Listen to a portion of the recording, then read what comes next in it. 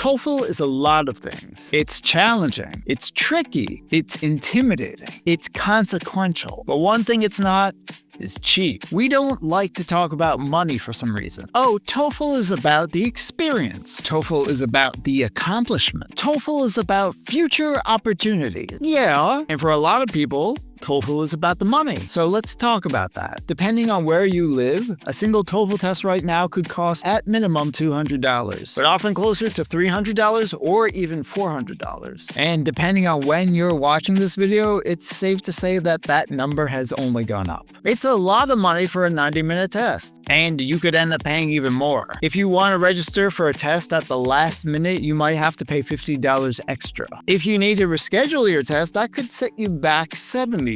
Is this a TOEFL test or an airline? Does the test give out complimentary peanuts? It would be nice if the TOEFL test was freely distributed out of the goodness of the test makers' hearts, but administering a test worldwide isn't cheap. It's a serious endeavor for them, which means you owe it to yourself to take it seriously and to take it seriously. Just think about what the cost of a single test could buy you. You could order 100 coffees or 50 coffees from an overpriced cafe franchise. You could buy groceries for a whole month, assuming what you're buying is instant noodles. You could take a domestic flight and stay in a hotel, and maybe spend your trip staying in the hotel studying for TOEFL, because I think we spent enough money on this trip, don't you? The point is, that's a lot for one test, assuming it's just one test. If you don't prepare and you get a bad score, you might end up taking 2 tests or 3 tests or more. And maybe this test is something you have to afford because you can't afford not to take it. Maybe you need it to apply to a school or for an internship or for a job or the chance to study abroad. And maybe one day you get that job or you graduate from that school, or that opportunity led to more opportunities. And that TOEFL test will have paid dividends in the future. So if you're going to take the TOEFL test, your goal should be to take just one TOEFL test and to make that test count. And that's where test prep comes in. Test prep services and test prep content, so you become familiar with the material in preparation to take the actual TOEFL test. Some content is free, like this video, and like the TestGlider sample test, and some isn't. And the problem is, with the recent changes to TOEFL, almost all existing test prep content is no longer relevant. It's obsolete. It might help you improve at English generally, but it won't prepare you for today's TOEFL test. So thankfully, TestGlider already has plenty of up-to-date TOEFL content. And there's the free test, which can give you a taste of what to expect, because we've got a whole lot more than just that. A subscription gets you access to all the TOEFL material, either on a monthly basis or for 6 months flat. And unlike the actual TOEFL test, you can take and retake TestGlider's tests as many times as you want. I'm not going to tell you which method is best for you, because it depends on your habits. Maybe you study well by cramming, and maybe all you need is 1 month or 2 to devour all the test prep material you can get your hands on. Or maybe that's not your style. Maybe you need time to absorb the material and track your progress week by week, month by month, and you'll take the actual test when you know you're ready. Most importantly, no matter how good your English is, no matter how prepared you are, tests are stressful. Paying for tests is stressful, and you should do whatever gives you the least additional stress. I have to take this test, my future's on the line. That's already stressful. So that's the starting point. How much time do you have to prepare, and how willing are you to make the necessary preparations? If you're not the cramming type,